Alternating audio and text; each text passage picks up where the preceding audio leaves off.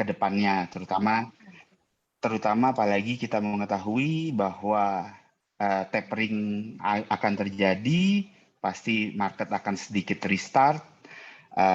Jadi bagaimana kiranya nanti kontribusi new economy ini akan seperti apa terhadap pertumbuhan ekonomi Indonesia. Nah, sebelum Pak Bambang, kami sedang menunggu rektor kami, Bapak Profesor Dr. Jisman Simanjuntak, untuk kiranya dapat memberikan kata pembukaan. Kita akan tunggu kira-kira sebentar lagi ya, Pak Bambang, sampai jam 4.15, karena katanya ada sedikit halangan dari Bapak Profesor Jisman Simanjuntak.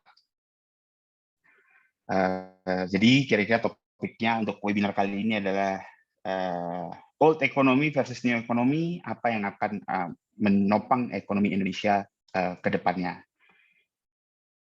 Ya, terima kasih atas kesediaannya di Sabtu sore ini, dan kita masih menunggu untuk pembukaan dari Profesor Jisman.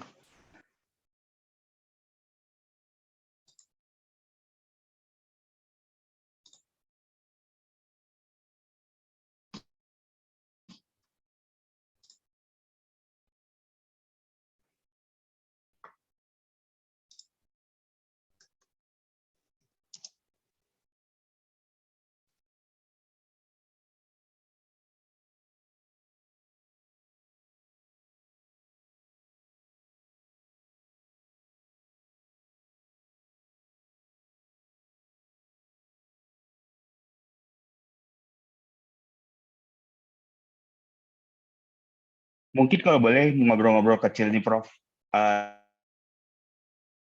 Pasti waktunya karena di sore hari, apalagi di hari Sabtu ini, Prof meluangkan waktunya untuk dapat melakukan webinar dengan kami. Nah, apa memang jadwal dari Sabtu sore ini lagi tidak ada apa-apa nih, Prof?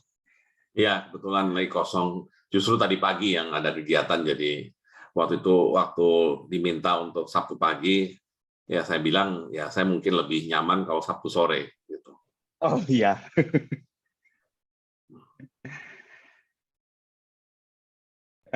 Sebentar ya, Prof. Soalnya tadi kita mendapatkan kabar bahwa Profesor Jisman lagi sedang ada kedukaan. Oh. Mungkin ini Profesor Jisman bisa tidak jadi untuk membuka webinar ini, tapi kita menunggu ada perwakilan dari Caprama, Prof. Kira-kira dalam waktu 5 menit nih untuk dapat memberikan kata pembukaan ke kita, Prof.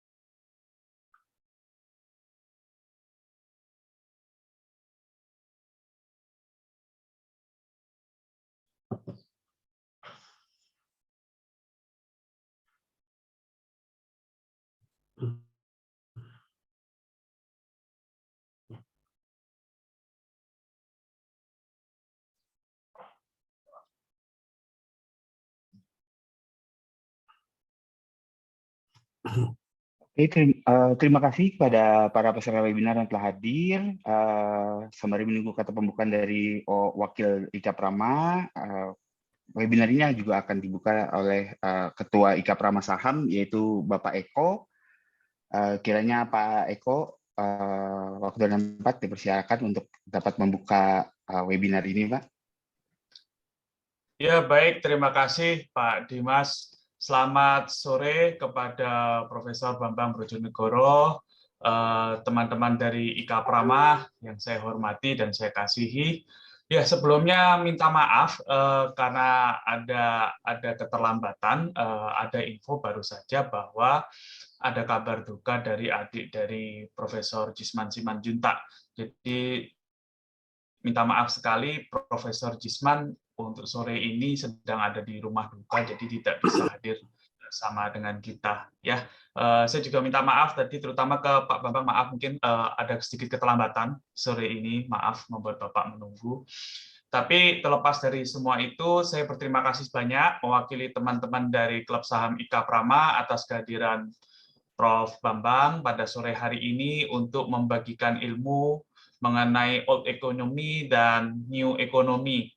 Nah, tanpa berpanjang lebar, sore hari ini juga akan ada sedikit sambutan dari Pak Fatoni. Apakah Pak Fatoni sudah hadir? Pak Eko, sudah. Oke, ya selamat sore Pak Fatoni. Nah, tanpa berpanjang-panjang, mari kita dengarkan bersama sedikit sambutan dari Pak Fatoni menggantikan Profesor Jisman Simanjuntak. Terima kasih, selamat sore, selamat menikmati acaranya. Ya, baik, terima kasih Pak Eko. Selamat sore Pak Bambang. Ketemu lagi kita Pak, setelah terakhir kita ketemu di Sinarmas sore itu.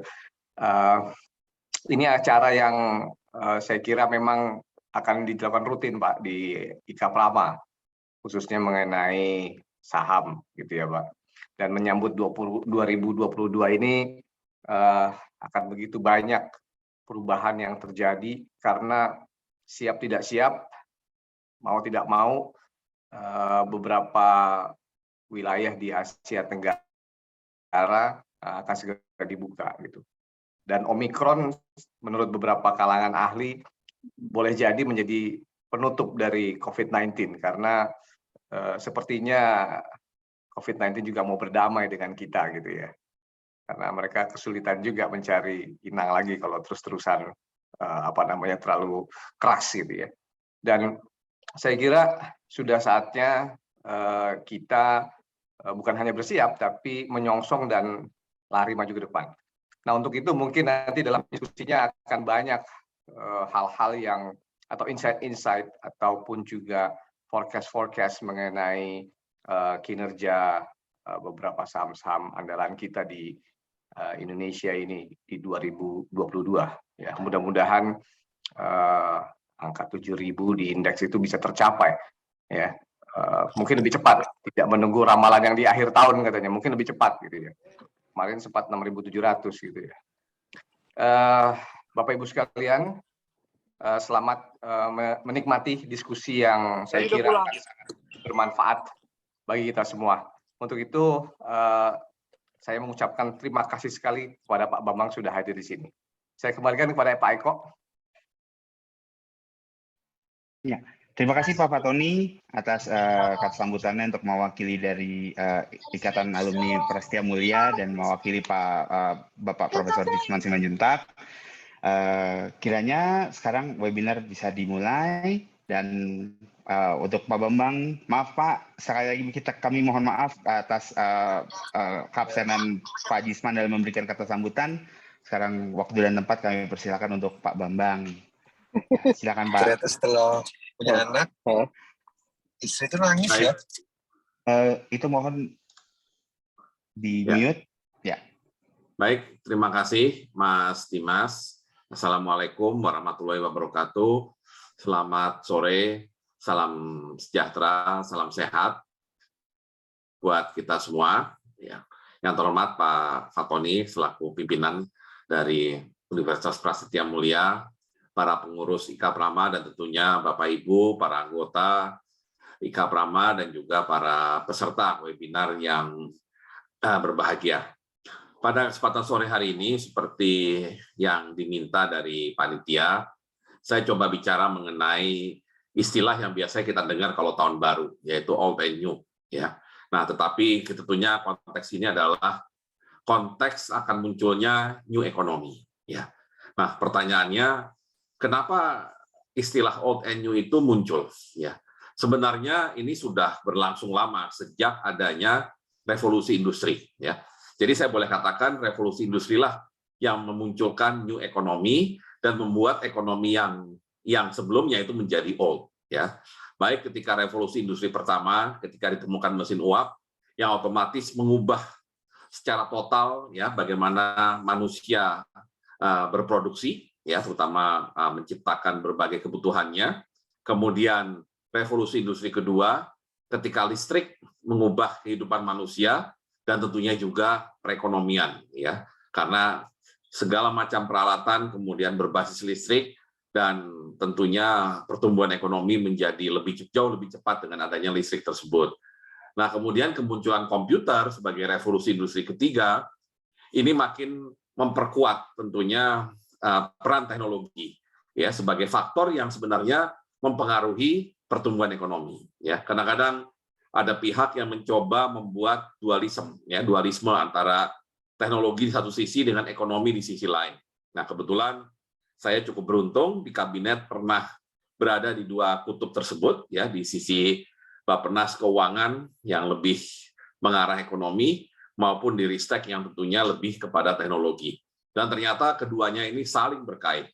Dan teknologi sangat mempengaruhi seperti apa ekonomi baru yang akan muncul. Nah, sekarang, hari ini kita berada di revolusi industri keempat. Dengan teknologi digital, transformasi digital, menghiasi kehidupan kita. Tetapi rupanya, ketika bicara new economy ke depan, saya boleh mencoba menyimpulkan sebenarnya ada 3 faktor yang nantinya akan membuat ekonomi yang akan datang atau yang sekarang dan ke depan ini menjadi berbeda dengan sebelumnya. Ya, ketiganya yaitu pertama tentunya transformasi digital yang sudah saya sebut. Kedua adalah pandeminya sendiri. Ya, artinya pandemi ini benar-benar mengubah perilaku manusia dan di satu sisi juga mempercepat transformasi digital. Ya, jadi bagaimanapun pandemi ini akan mengubah perilaku dan membuat nantinya economic recovery setelah pandemi akan berbeda dengan ekonomi sebelum pandemi. Ya. Dan satu lagi yang ketiga, yang sebenarnya sudah merupakan masalah yang lebih lama dari pandemi, tetapi karena prosesnya itu memang memakan waktu panjang, sehingga banyak yang kadang-kadang tidak aware bahwa prosesnya sedang berlanjut, yaitu climate change. Ya. Nah, jadi artinya ketika bicara new economy, kita tidak boleh tentunya melupakan peran dari teknologi digital, harus memperhatikan bagaimana kehidupan setelah pandemi, dan yang ketiga adalah bagaimana memitigasi perubahan iklim. Itulah karakteristik dari new economy yang akan kita hadapi, tidak lagi akan masa datang, tetapi sudah mulai dari sekarang. Nah, kalau kita bicara kekinian, maka bisa kita katakan bahwa inilah pertama kali mungkin seluruh dunia mengalami suatu resesi ekonomi tanpa guncangan di sektor keuangan, ya. Karena pasti teman-teman di IKA Prama, apalagi di IKA Prama saham, ya, akan selalu mengikuti bagaimana perkembangan harga saham, tapi biasanya itu dikaitkan dengan sistem atau sektor keuangan, ya. Contohnya waktu Asian Financial Crisis 1998, yaitu terjadi karena kolapsnya sistem keuangan di Asia Tenggara sebagai akibat spekulasi dari US dollar terhadap beberapa mata uang Asia Tenggara. 2008 juga sama, kolapsnya sistem keuangan global sebagai akibat mungkin dari kurang diterapkannya good governance atau resiko yang terlalu tinggi yang diambil di dalam ekonomi Amerika, yang membuat akhirnya terjadi yang namanya resesi, pertumbuhan negatif, dan segala macam yang membuat pelaku bisnis menjadi tidak optimis. Semuanya ada kaitan dengan sektor keuangan, dan juga kalau kita bicara tadi sempat disebut mengenai tapering dan segala macam. Nah, barulah di tahun 2020-2021 ada suatu resesi yang berlaku secara global. Ya, ini juga unik karena berlakunya secara global. Hampir tidak ada negara yang bisa survive dari resesi global tersebut. Dan yang saya tekankan tadi, tidak ada kaitan dengan sektor keuangan. Kalaupun ada cerita di sektor keuangan, itu bukan cerita yang kemudian membuat sektor keuangannya sendiri kolaps, apalagi ekonominya. Tetapi pandemi inilah. Dan yang menarik, pandemi ini membuat ekonomi menjadi stagnan, menjadi negatif, karena pandemi ini memaksa orang untuk tidak bergerak, tidak berinteraksi, mengurangi kegiatan, dan juga mengurangi perjalanan. Ya, jadi benar-benar yang di-attack, yang diserang oleh pandemi itu adalah kehidupan dasar, ya, dari manusia yang sebenarnya adalah merupakan basic dari economic activities yang dilakukan oleh manusia. Nah, disitulah kemudian kita semua belajar. Berarti suatu saat, entah kapan di masa depan, kalau ada pandemi lain datang, ada potensi pandemi di masa datang, manusia harus tahu bagaimana mengatasinya, agar ekonominya meskipun terpengaruh, tidak sampai kolaps seperti yang terjadi tahun 2020 kemarin, ya, dengan pertumbuhan negatif secara global dan di banyak ekonomi-ekonomi besar, termasuk Indonesia. Syukur alhamdulillah bahwa di tahun 2022 kita mulai melihat adanya perbaikan. Ya, sebenarnya 2021 sudah mulai, ya. Coba di halaman berikut, di mana kita melihat di tahun 2021 perkiraannya pertumbuhan ekonomi kita meskipun di bawah yang diperkirakan, karena sempat di awal itu diperkirakan 2021 itu bisa 5% atau lebih. Tapi gara-gara ada varian Delta di pertengahan tahun kemarin, maka akhirnya terkoreksi. Ya, terkoreksinya lumayan. Ya, perkiraannya mungkin karena perhitungannya mungkin BPS baru keluar nanti bulan depan, mungkin pertengahan bulan depan, perkiraannya di antara 3 sampai 3,5%. Ya, pertumbuhan ekonomi tahun 2021 yang tentunya sudah merupakan perbaikan yang lumayan dari -5, ya, 5% yang terjadi di tahun 2020. Nah, di tahun 2022 tahun ini tentunya dengan catatan tadi, ya, Pak Fatoni sempat ngomong juga, harapan tentunya, ya, karena kita belum bisa menyatakan ini sebagai suatu fakta, tapi harapan bahwa varian Omikron ini adalah bagian yang menetralisir, ya, menetralisir pandemi COVID dari sesuatu yang bisa membuat ekonomi stagnan atau terganggu menjadi suatu penyakit, ya, yang bisa dihadapi oleh manusia, ya, seperti layaknya penyakit flu yang sempat menjadi pandemi di awal abad ke-20, ya, tetapi kemudian akhirnya menjadi suatu penyakit yang menjadi penyakit biasa yang bisa kita hadapi, meskipun bukan berarti tanpa ada fatalities, ya.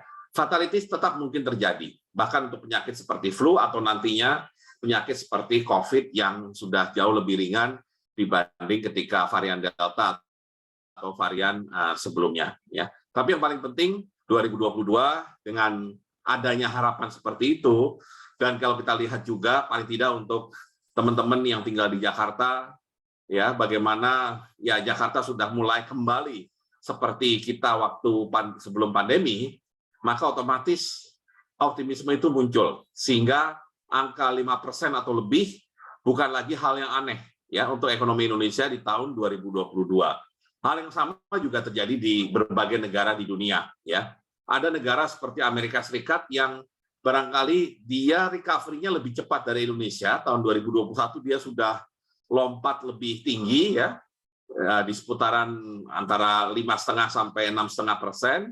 Tetapi dengan catatan memang Amerika agak gambling ya dengan istilahnya dalam tanda petik melepas ya orang untuk seolah-olah hidup seperti biasa padahal COVID-nya masih ada ya, dan itu rupanya apa ya istilahnya resep Amerika untuk bagaimana membalance antara kegiatan ekonomi, pertumbuhan ekonomi dengan penanganan COVID-19-nya sendiri ya. Nah, jadi itulah gambaran dari ekonomi yang masih didominasi oleh mayoritas old economy ini ya. Nah, khusus kembali ke Indonesia, old economy ini ya terutama untuk tahun 2021 kelihatan sekali pergerakannya didominasi oleh komoditas ya. Inilah ciri khas dari old economy-nya Indonesia, yaitu benar-benar ekonomi yang masih bergantung pada komoditas ya, seperti dilihat di halaman berikut ya. Kita melihat bahwa di paruh kedua 2021 ekonomi Indonesia mulai rebound ya, jadi meskipun waktu itu ada varian Delta, tapi ekonomi mulai rebound, salah satunya dibantu sekali oleh perbaikan harga komoditas baik tambang maupun hasil perkebunan ya.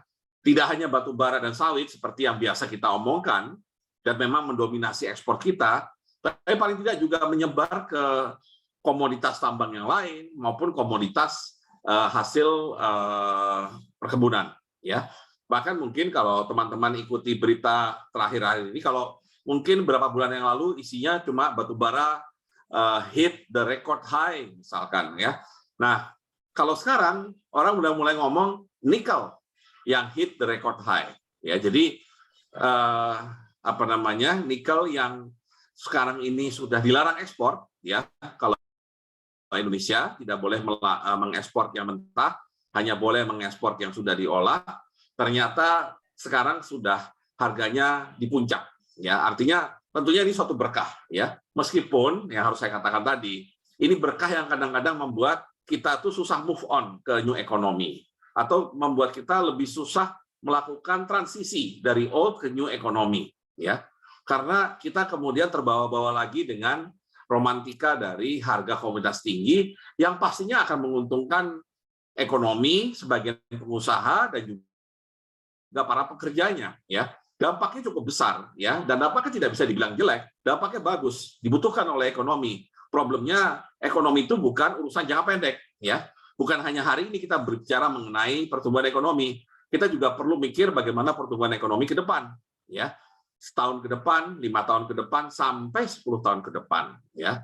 Nah, memang kalau lihat perkembangan harga komoditas seperti ini ya, kita juga nggak bisa bilang bahwa ya udah kita pura-puranya tidak usah peduli gitu terhadap komoditas. Yang namanya pengusaha pasti akan mengutilize semaksimal mungkin, sehingga wajar kemudian salah satu dampaknya ekspor kita jadi melejit cukup tinggi ya.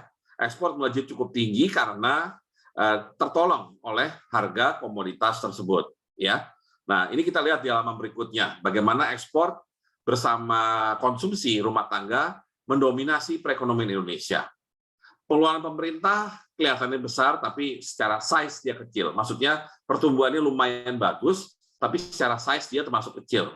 Maka kita fokus dulu pada konsumsi, investasi dan ekspor. Nah, kalau bicara mengenai old and new economy tadi ya, old economy Indonesia itu adalah kalau kita masih business as usual, yaitu pertumbuhan ekonomi didominasi oleh konsumsi.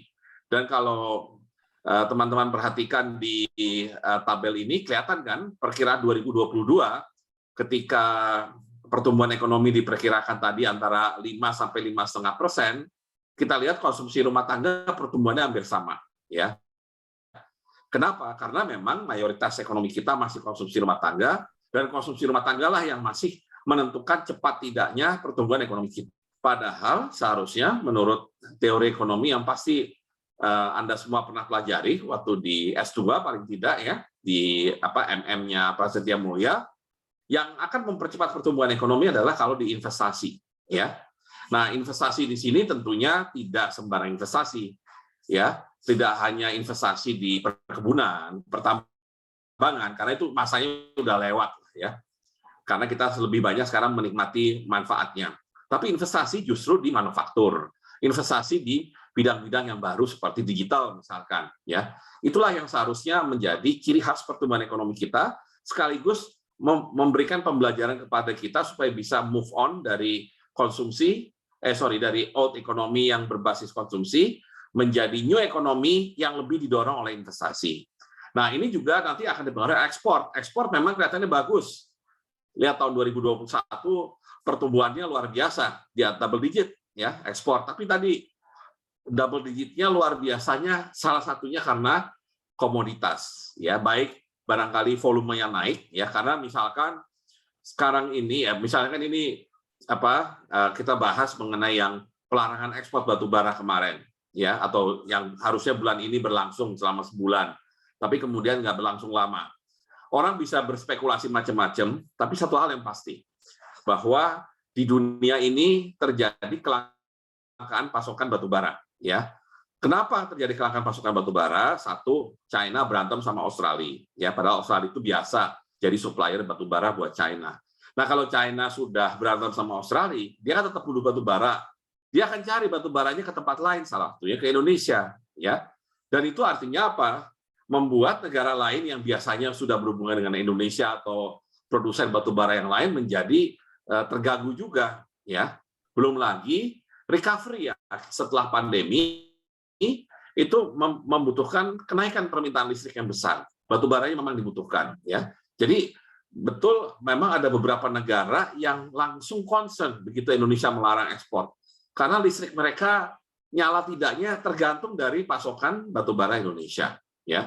Nah, jadi intinya memang kita ini masih kita kadang-kadang sudah akan ke new economy, kadang-kadang ketarik balik ke old economy sebagai akibat perkembangan demand dan supply komoditas yang memicu kenaikan harga, ya. Dan ekspor juga suatu saat harus berubah, ya. Tidak lagi ekspor yang berbasis kepada primary goods, ya, atau sumber daya alam, tapi harus sudah merupakan ekspor yang merupakan hasil olahan, terutama yang kita harapkan ekspor manufaktur, ya. Ini yang membedakan misalkan negara maju seperti Korea dengan Indonesia. Ya, kalau Indonesia ditanya apa ekspor terbesar, batu bara, sawit, ya. Sedangkan Korea akan mengatakan otomotif, elektronik, ya, yang merupakan hasil manufaktur. Sedangkan kita ini adalah hasil dari sumber daya alam. Nah, ini satu kalau saya katakan dilema. Ya, dilema yang akan selalu kita hadapi sebagai negara yang kaya sumber daya alam. Ya, kalau Korea karena nggak punya sumber daya alam, perubahan dari old ke new-nya itu mulus banget, ya, karena dia akan buru-buru segera mungkin masuk ke new economy, because that's the only thing yang mereka punya, that's the only thing yang membuat mereka akan benar-benar bisa bersaing dengan negara lain di dunia. Ya, nah kemudian kalau kita lihat di halaman berikutnya pertumbuhan ekonomi by sektor, ya. Ini untuk memberikan gambaran lagi seberapa mudah nanti kita melakukan transisi dari old ke new tadi, ya. Nah, kalau melihat ekonomi kita by sektor, ya, sektor dari pertanian sampai jasa-jasa lainnya, praktis ada 3 sektor yang kontribusinya paling besar di Indonesia. Nomor 1 adalah manufaktur, kemudian pertanian dan perdagangan. 3 besar lah, pokoknya 3 besar ini yang akan selalu dominan. Tapi memang 3-tiganya mungkin pertumbuhannya tidak terlalu tinggi, ya.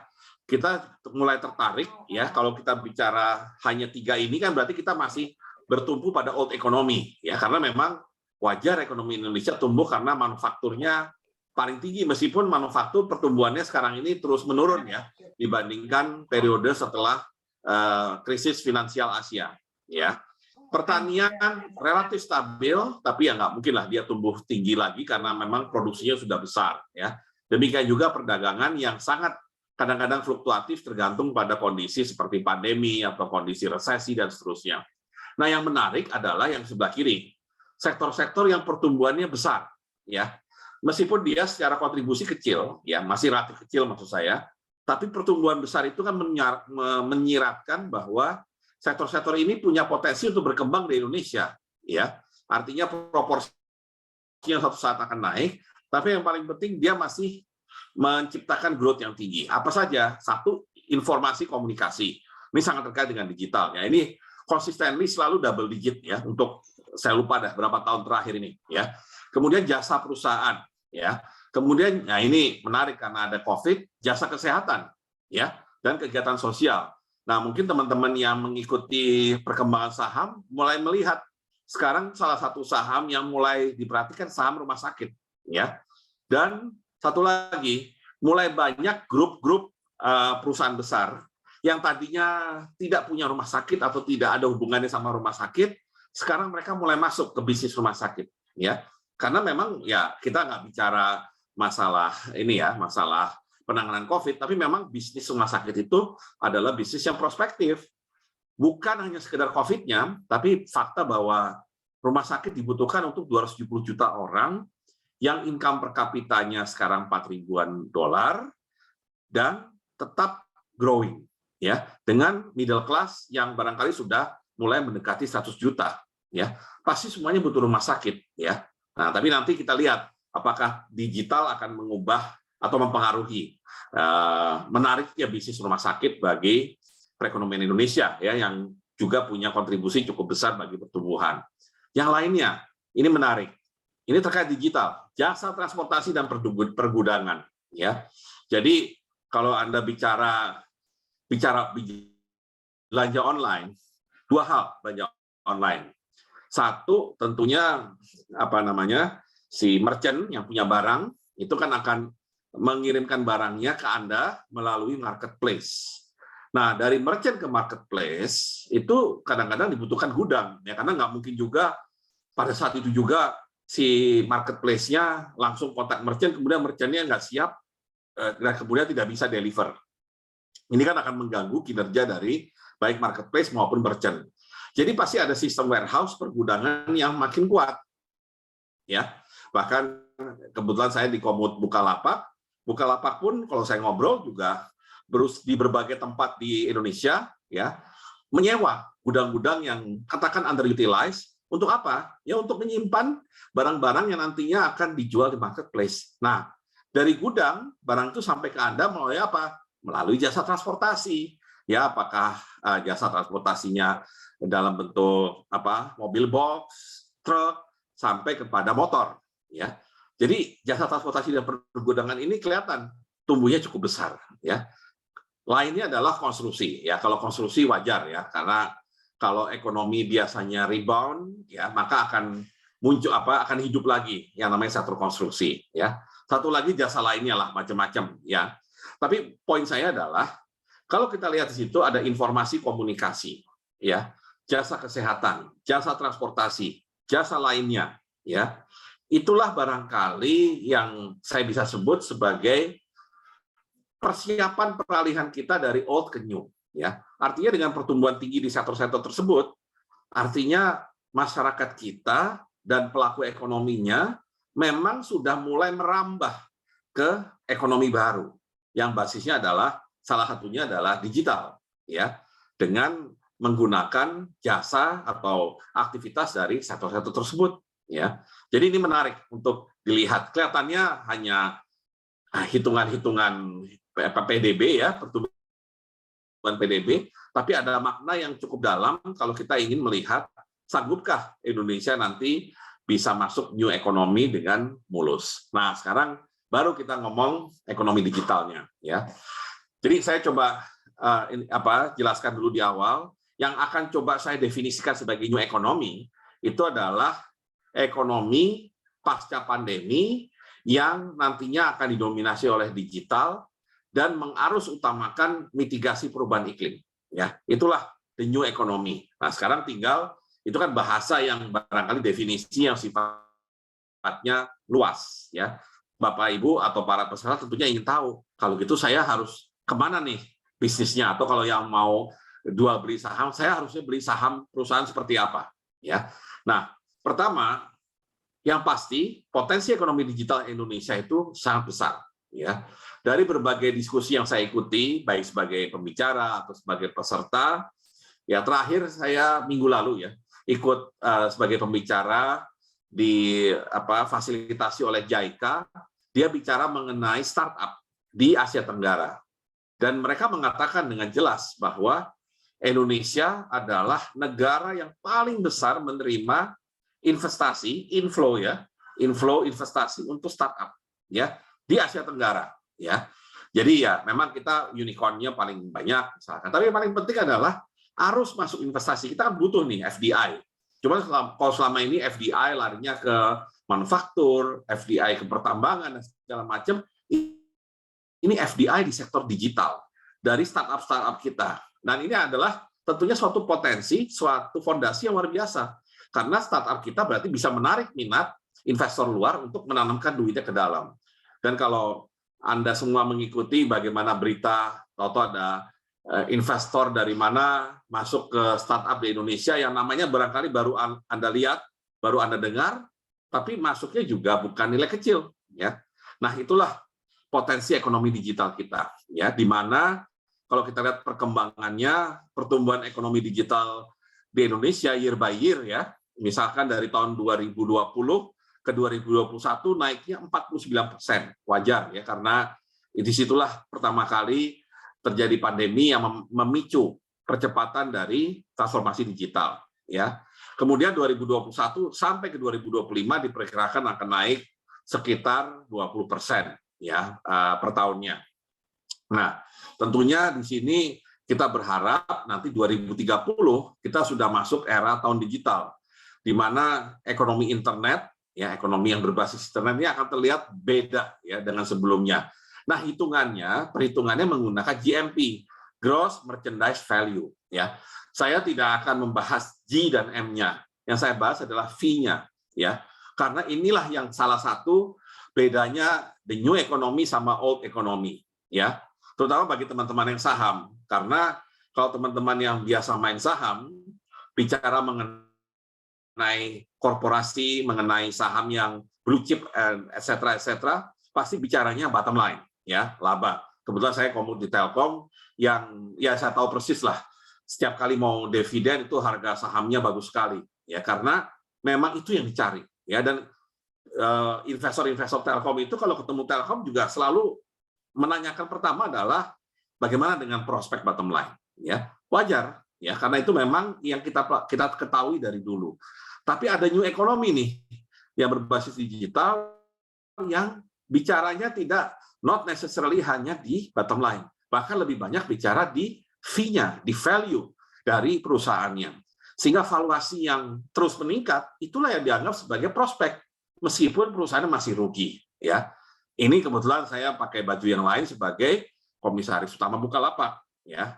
Perusahaan masuk bursa Jakarta, Indonesia masih dalam kondisi rugi, ya. Tapi yang paling penting adalah value-nya harus meningkat terus sehingga Bukalapak pun terus melakukan ekspansi, terus melakukan semacam inovasi untuk berbagai macam aplikasi baru, ya. Yang tentunya diharapkan bisa memudahkan baik UMKM kita maupun mempermudah hubungan antara customer dengan produsen, ya.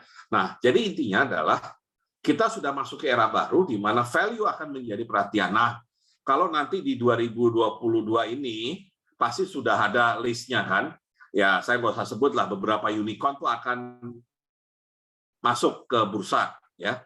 Nah, silakan Anda lihat sendiri bottom line-nya most likely akan merah, ya. Kenapa? Karena mereka tujuannya burning the money, ya. Apalagi ada satu marketplace besar dari luar, ya, dari negara tetangga kita yang kalau burning money-nya tuh nggak main-main, ya. Dan akhirnya dia bisa juga menguasai pasar di Indonesia, ya. Wajar karena memang rule of the game-nya itu adalah valuasi, ya. Nah, jadi disitulah Indonesia barangkali mulai beralih. Dan tentunya Anda semua yang sudah biasa menjadi pelaku pasar modal, sudah harus juga kalau bisa, selain Anda tentunya memahami, Anda bisa memberikan semacam public education, ya, bahwa perusahaan rugi itu bukan berarti perusahaannya mau bangkrut, ya. tapi perusahaan yang suatu saat akan untung, ya. Tapi untuk ke sana dia butuh peningkatan value yang bisa menarik modal untuk masuk, ya. Karena kalau kita cek perusahaan-perusahaan seperti Amazon, mungkin Google dan yang lainnya, sekarang mereka sudah profit, ya. Artinya mereka ketika masuk ke bursa di New York masih defisit, ya, masih rugi. Tapi someday mereka akan positif atau akan laba, ya. Nah, jadi itulah ciri pertama dari new economy digital yang tekanannya atau fokusnya adalah pada valuasi. Nah, siapa konsumen dari atau bagaimana profil dari konsumen digital, kita lihat berikut. Nah, kenapa tadi saya katakan Indonesia itu secara digital sangat prospektif? Satu adalah penduduk kita sekarang ini sedang, kalau lihat struktur penduduk kita adalah sedang mengalami yang namanya demographic dividend atau bonus demografi atau ya demographic dividend lah yang lebih tepat sebenarnya. Jadi artinya penduduk kita adalah young population produktif, ya, young population yang produktif. Nah, mereka lah yang dengan mudah beradaptasi dengan teknologi digital, ya. Kedua adalah tingkat penetrasi handphone di Indonesia.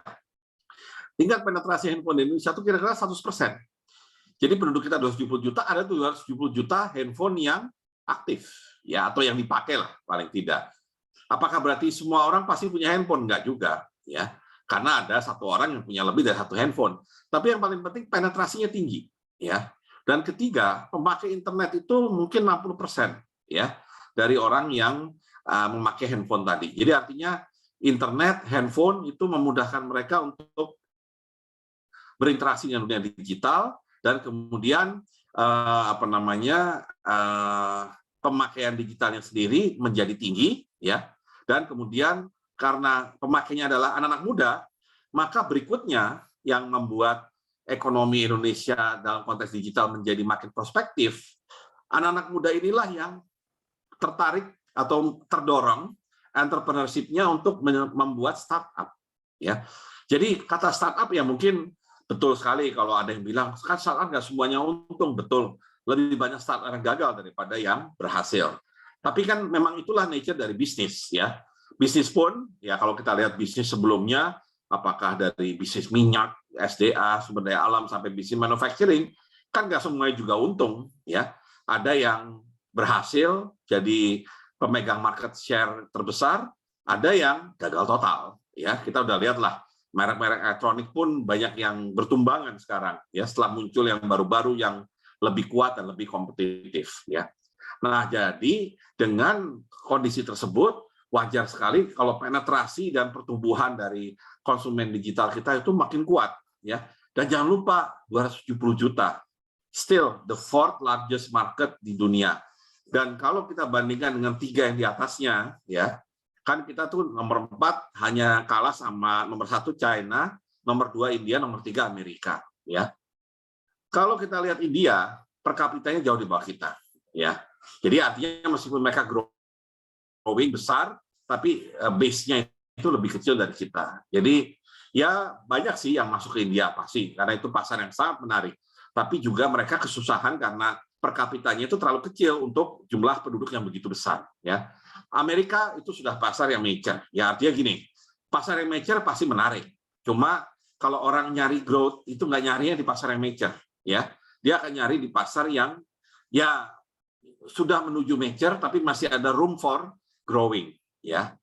Dan China itu memang bintangnya di masa lalu. Tapi jangan lupa China itu juga mulai seperti Amerika, sudah ada saturasinya, ya, sudah mulai ada jenuhnya juga, ya, meskipun teknologi selalu muncul dari situ, ya. Sehingga akhirnya ya Indonesia tetap menjadi salah satu yang prospektif dan digital itu sendiri bisa menjadi bagian dari perekonomian kita yang makin kuat ke depan. Nah, di dalam ekonomi digital Indonesia sendiri di halaman berikutnya ada 4 jenis aktivitas digital, ya, yang langsung terkait dengan tentunya pertumbuhan ekonomi, ya. E-commerce, transport and food, online travel, online media, ya. Nah, kalau kita lihat pertumbuhannya paling tidak 2020-2021 itu cukup besar, ya. terutama di e-commerce, ya, baik juga di transport and food, di online travel mungkin agak terganggu ya dengan adanya pandemi ini. Satu lagi yang makin kuat juga online media, ya. Nah, kalau kita lihat di Indonesia, e-commerce ini tentunya akan kalau dia sukses, dia akan langsung mempengaruhi pertumbuhan ekonomi melalui sektor perdagangan, ya. Tadi di halaman-halaman awal kan ada deskripsi sektor ya, list dari sektor di Indonesia. Ada sektor perdagangan itu bicara retail dan wholesaler. Itu adalah e-commerce masuk situ. Ya, jadi dia kalau besar dia akan membantu pertumbuhan sektor perdagangan di Indonesia. Transport and food, ya. Transport and food ini bisa dua, bisa ke food processing-nya, ya, bisa ke jasa restorannya, dan bisa ke jasa transportasinya, ya. Jadi dampaknya ke pertumbuhan ekonomi ini lumayan, ya. Dengan maksudnya ketika Anda pesan makanan, ya, kemudian diantar ke rumah, ya, satu Anda tentunya memberikan dukungan kepada sektor restoran, ya, restoran atau catering atau sejenisnya lah pokoknya, ya. Kemudian kedua kepada sektor transportasinya sendiri, ya. Dan ketiga mungkin makanan yang disajikan atau yang dikirimkan itu adalah produk dari food processing, ya. Food processing itu, oh ya sebelum saya lupa, bicara sektor manufaktur di Indonesia hari ini, subsektor yang paling menjanjikan karena pertumbuhan yang paling tinggi, kemudian output-nya besar, penyerapan tenaga kerjanya besar, ekspornya juga cukup lumayan, itu adalah food processing industry, industri pengolahan makanan, ya. Itu barangkali salah satu yang nanti akan membawa nama Indonesia ke kancah global, ya. Nah, kebetulan saya komisaris di Indofood, dan kita tahu Indofood adalah salah satu brand yang sudah bisa menembus pasar global, ya. Jadi artinya itulah salah satu potensi Indonesia yang saya yakin masih besar ruang untuk bertumbuhnya, ya. Online travel, ya, ini kita melihat juga, ya, menariknya apa? Indonesia itu kadang-kadang diributin soal jumlah wisman, ya, wisatawan mancanegara datang ke Indonesia. Tapi sebenarnya salah satu yang menyelamatkan pariwisata di Indonesia adalah wisatawan domestik. Dan kembali lagi jangan lupa, kita bicara wisatawan domestik 270 juta orang dengan income yang growing, ya, dengan kelas menengah makin besar, ya. Demand for travel itu juga akan naik, dan itu juga akan sangat mempengaruhi perkembangan online travel.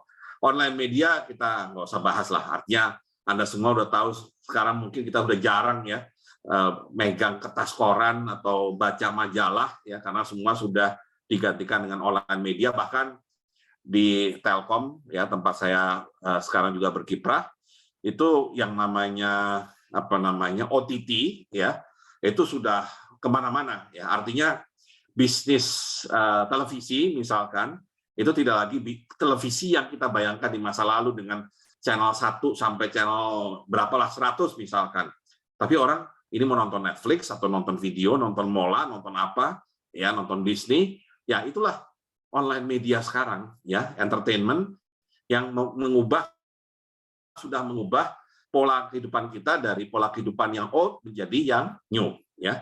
Jadi ini potret dari kegiatan digital yang ada di Indonesia, dan growth-nya itu masih cukup menjanjikan. Nah, berikutnya saya mau loncat sedikit, ya. Jadi kita tinggalkan digital, kita masuk kepada isu yang barangkali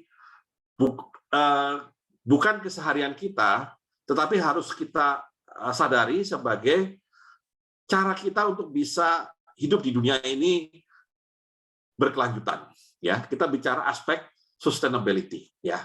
Digital itu akan membantu sustainability, tapi ada satu faktor yang lebih lebih filosofikal, yaitu bagaimana caranya agar pertumbuhan ke depan itu pertumbuhan yang inklusif. Nah, pertumbuhan inklusif basically adalah pertumbuhan yang memperhatikan unsur keberlanjutan atau unsur sustainability. Sustainability dalam bidang apa? Ada 3, ya, sesuai dengan yang disebut dalam SDG, Sustainable Development Goal, yaitu sustainability yang paling kita tahu adalah sustainability itu lingkungan, ya. Kedua, yang juga pasti Anda tahu, sustainability di ekonomi, ya, artinya keberlanjutan dari bisnis atau dari aktivitas ekonomi. Tapi ada satu lagi, sustainability dari sisi sosial, ya, sisi masyarakat. Karena kita nggak bisa hanya mengandalkan lingkungan dan ekonomi, sosialnya juga harus diurus. Jadi jangan sampai terjadi misalnya income inequality yang terlalu lebar, ya, income disparity yang terlalu lebar. Itu sangat tidak bagus. Atau ada ketidakpedulian kita terhadap saudara-saudara kita yang income-nya mungkin tidak seberuntung kita misalkan. Nah, inilah berbagai faktor yang saat ini harus di mainstreamkan, ya, diarus utamakan. Jadi jangan sampai bicara lingkungan itu seolah-olah itu hanya CSR, ya. Oh ya, ini CSR perusahaan ngurusin pelestarian hutan. Oh, ini CSR ngurusin bantu orang miskin di daerah A misalkan, ya. Tapi kita bicara bagaimana bisnis dari perusahaan itu mengarus utamakan sustainability dari lingkungan, masyarakat, sosial, dan ekonomi, ya. Karena itulah pentingnya kita tadi mainstreaming atau internalisasi SDGs ke dalam ekonomi, ya. Di halaman berikut akan kita lihat, ya, kayak apa sih bisnis masa depan kalau kita care about sustainability. Dan kita bukan care apa nggak care, ya. Ini adalah apa istilahnya? Ini adalah pertaruhan, ya. Anda mau survive di masa depan, Anda mau bisnisnya makin besar, ya Anda harus melirik kepada bisnis-bisnis yang langsung sudah menerapkan sustainability lingkungan, sosial, dan atau ekonomi, ya. Nah, ini menarik, ya, dari suatu komisi Business and Sustainable Development. Mereka mencoba membuat perkiraan bisnis apa yang nantinya akan punya nilai tambah yang paling besar menuju tahun 2030. Kenapa 2030? Karena itulah tujuan akhir dari SDGs, ya. Jadi SDGs Sustainable Development Goals itu targetnya 2030. Nah, mereka bilang sampai 2030 SDG itu akan opening market opportunity 12 trillion US dollar, ya. Jadi ini bukan jumlah kecil. Nah, pertanyaannya di mana? Ternyata nomor satu adalah mobility. Maksudnya apa? Mobil listrik, ya. Jadi masuk ke mobil listrik atau mobil yang ramah lingkungan atau kendaraan ramah lingkungan, itulah bisnis yang intinya memenuhi syarat untuk sustainability dalam berbagai aspek tadi, tapi juga sustainability ekonomi udah pasti terjaga karena dia punya peluang nilai tambah yang paling besar. Nomor dua, karena ada pandemi juga nih, kesehatan, ya. Jadi solution di sistem kesehatan. Makanya nggak heran kalau sekarang banyak pengusaha ingin punya rumah sakit, ya. It's part of the solusi sistem kesehatan. Tapi kalau saya kaitkan dengan digital, ini tidak hanya cukup rumah sakit, tapi bagaimana mengembangkan telemedicine, kedokteran jarak jauh ke depan. Bagaimana mendorong misalnya riset, ya. Saya pernah kebetulan waktu di Ristek pernah, ya, diajari lah, ya, oleh para dokter-dokter yang jago-jago itu, yang ahli mengenai yang namanya kedokteran presisi, ya, precision medicine. Apa tuh maksudnya? Jadi kalau misalnya nih, ini saya ambil contoh Mas Dimas misalkan, ya. Mas Dimas sekarang masih muda, masih sehat. Tapi kan suatu saat Mas Dimas akan tua, ya. Dan Mas Dimas tentunya juga ingin mengantisipasi, kalau nanti saya tua, kira-kira sakit apa nih yang akan datang ke saya, ya. Kan susah ditebak, tapi kalau tahu lebih awal kan paling nggak bisa merubah gaya hidup, melakukan antisipasi, mungkin beli asuransi kesehatan dan segala macam. Nah, rupanya ada pemeriksaan sekarang dengan DNA. Jadi DNA-nya Mas Dimas itu istilahnya dipetakan, ya. Dipetakan dan dari situ bisa kelihatan dari DNA itu. Misalkan kalau untuk kanker, Mas Dimas itu punya peluang kanker atau enggak? Peluangnya besar atau kecil? Kalau ada peluang, kanker apa yang kemungkinan akan mengena Mas Dimas? Itu sudah ada, ya. Meskipun sekarang masih sangat mahal di Jepang, ya. Tapi teknik precision medicine itu kira-kira akan seperti itu. Jadi bisa semacam memprediksi, ya, kita akan sakit apa di masa depan dan di organ mana kita akan kena. Ya, tadi kan misalkan kansernya apakah di usus atau kanker di paru-paru atau yang lain, ya. Artinya ini yang bisa semacam diprediksi, ya. Nah, itu salah satu dari bisnis masa depan dengan sistem kesehatan. Ketiga, efisiensi energi, ya. Jadi sebelum ke renewable energy, kita bereskan dulu namanya efisiensi energi, ya. Ya, sekarang sudah makin banyak kan kayak smart building yang kalau orangnya masuk lampunya baru nyala, AC-nya baru nyala, tapi kalau orangnya pergi langsung otomatis lampunya mati, kemudian AC-nya mati misalkan. Ya, itu contoh simple efisiensi energi, belum lagi kalau di pabrik-pabrik ya, yang tentunya efisiensi energinya sangat penting untuk bisa menjaga bottom line yang bagus ya. Nah, kemudian berikutnya ya tinggal dibaca renewable energy, clean energy, housing. Satu lagi yang saya juga selalu favorit, circular economy ya. Jadi kalau old economy, sampah is sampah. Sampah itu benar-benar waste. Nggak ada gunanya lah ya. Cuma nyusahin orang aja. Tapi di dalam new economy, dengan circular economy, sampah becomes the new commodity yang create additional profit. Ya, karena sampah itu, misalkan saya pernah lihat di Bantar Gebang, ada yang mengumpulkan sampah organik, ya, kemudian dia menggunakan larva, semacam larva, black soldier fly namanya. Dari situ dia bisa menghasilkan pupuk cair, ya, pupuk cair yang lebih bagus sebenarnya daripada pupuk yang dibuat di pabrik, ya. Jadi artinya itu hasilnya bagus, produktif, tapi yang lebih penting itu dikembangkan dari sampah. Jadi mengurangi sampah organik yang tadinya hanya dibuang begitu saja, menciptakan bau, kemudian kondisi yang tidak enak, ya. Kemudian ya seterusnya gaya hidup sehat, food loss and waste, solusi pertanian dan seterusnya, ya. Jadi termasuk infrastruktur perkotaan, karena nantinya ke depan smart city itu akan menjadi mainstream. Ya, artinya kota itu kalau mau dilihat dia itu kompetitif atau tidak, livable atau tidak, akan dilihat kotanya udah smart atau belum. Ya, dan smart city itu akan sangat banyak menggunakan teknologi digital yang terkini, plus dia harus mengadaptasi yang namanya sustainability lingkungan, sosial maupun ekonominya sendiri. Ya, nah sehingga pada akhirnya penerapan prinsip berkelanjutan itu semakin penting ya bagi stakeholder ya, di mana dari sisi faktor eksternal ya, maksudnya stakeholder eksternalnya salah satunya ya harus ada dukungan regulasi misalkan ya. Artinya orang mau menjalankan prinsip berkelanjutan apalagi dengan sukarela kalau regulasinya mendukung. Dan satu lagi 87% masyarakat berpikir bahwa perusahaan hendaknya membuat produk yang sesuai dengan keinginan publik, ya.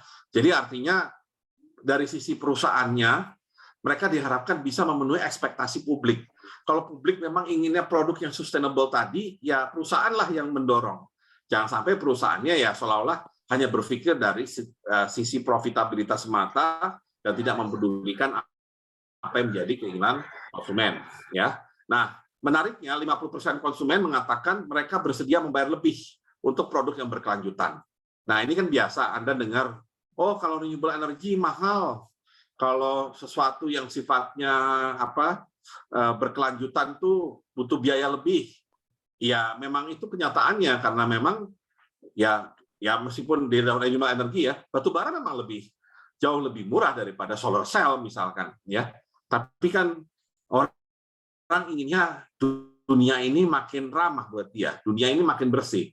Jadi ya dia mau bayar lebih. Asalkan pakai solar cell, tidak lagi pakai batu bara. Ya, ini kita bicara salah satunya untuk new economy di masa depan. Ya. Kemudian 33% investasi dana besar diinvestasikan bagi yang memenuhi kriteria ESG. Nah, bagi Bapak Ibu yang biasa bergerak di bidang manajemen investasi, securities, pasti tahulah nama-nama besar ya. Private equity atau investor-investor besar di luar negeri.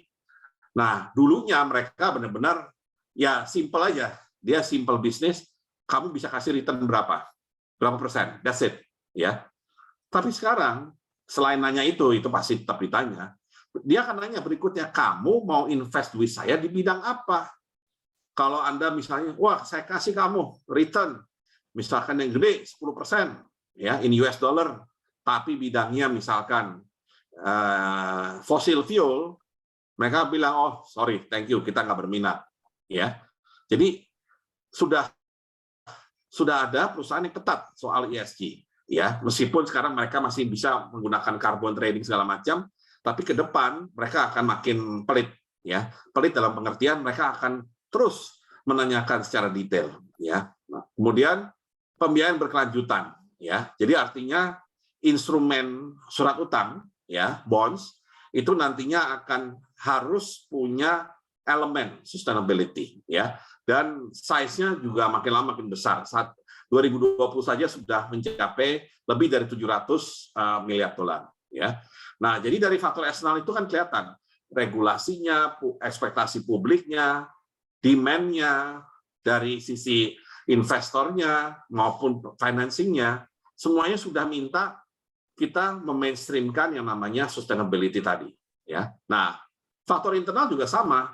Pegawai juga sekarang makin lama makin kritis. Ya. Artinya mereka mulai lebih rewel kalau perusahaannya dianggap ya melakukan sesuatu yang tidak sustainable. Ya, mudah-mudahan perusahaan-perusahaan yang suka membuang limbah sembarangan itu harusnya koreksi awal datang dari pegawainya sendiri, ya, karena udah jelas dia melanggar sustainability tadi, ya. Dan satu lagi tentunya visi dari manajemen puncak, ya, karena tadi kebanyakan kan sekarang manajemen puncaknya muda-muda nih. Nah, anak-anak muda ini sudah mulai lebih aware lah mengenai isu sustainability dibanding mungkin generasi saya atau yang lebih tua, ya, yang barangkali waktu itu bicara sustainability itu hanya lingkungan, padahal sustainability itu pengertiannya relatif lebih luas.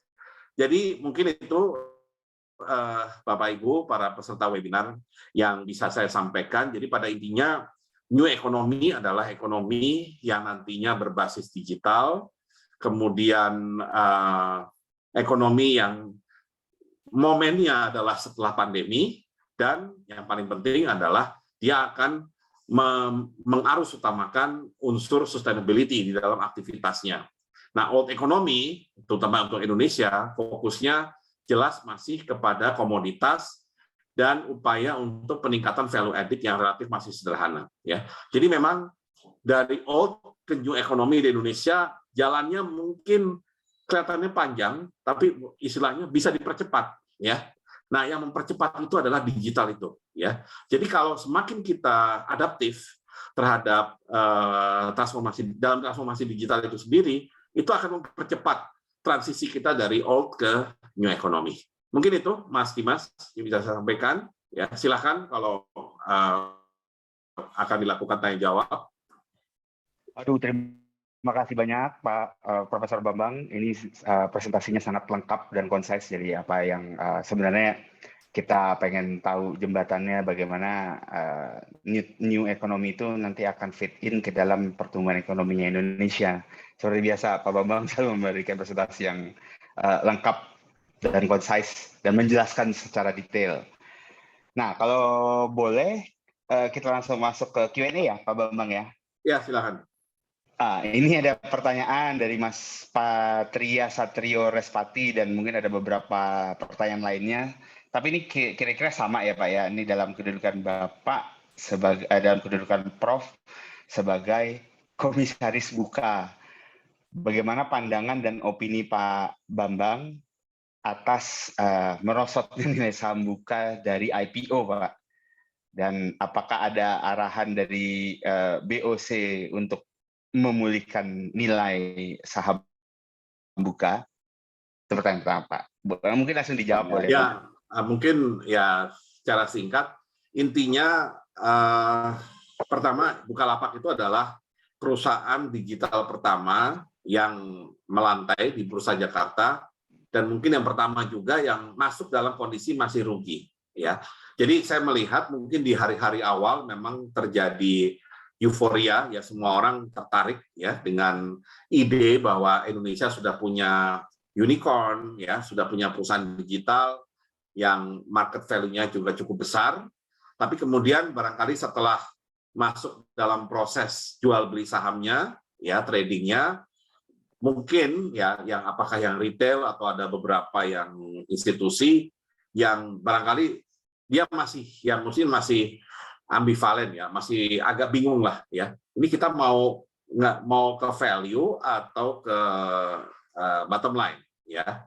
Dan ketika mau lihat ke value susahnya Mas, sekarang nggak ada bandingannya ya, karena baru pertama gitu. Jadi agak susah. Jadi istilahnya yang memahami bahwa oh ini value-nya sebenarnya naik nih. Kan sebenarnya kita bisa tunjukkan dengan misalnya sales yang naik, GMV yang naik gitu ya. Tapi ya itu bukan istilah yang masih yang umum ya. Istilah yang biasa. Ini masih istilah yang masih tidak biasa. Jadi saya masih melihat mungkin masih muncul sentimen negatif karena belum memahami mengenai Satu, mengenai perusahaan digital, mengenai kerugian, dan mengenai makna dari valuasi itu sendiri. Ya, jadi saya melihatnya lebih ke sana, ya, dan tentunya ya diharapkan dengan berjalannya waktu dan nantinya juga ada perusahaan yang lain yang mirip ya ceritanya, ya, terutama dari segi bottom line, yang barangkali nanti bisa menjadi perbandingan, ya, karena sebenarnya kalau saya boleh katakan di antara banyak unicorn sekarang atau apalagi e-commerce ya, Bukalapak itu salah satu yang kerugiannya paling kecil sebenarnya. Ya, artinya bakar duitnya itu tidak seagresif yang lain, ya. Nah, tapi ya ini kan kembali lagi up to the market. Ya, saya bisa ngomong apa saja, tapi market tentunya melihat dari sisi ya dia mungkin pengen cepat aja, pengen cepat dapat untung dari sahamnya sehingga barangkali dia mulai mengalihkan portfolionya dari perusahaan yang barangkali belum jelas benar buat dia ke perusahaan yang blue chip atau yang sudah basic bahwa mereka punya profitability yang kuat. Ya. Tapi kalau dari sisi board of komisaris sendiri, Pak, apakah ada arahan?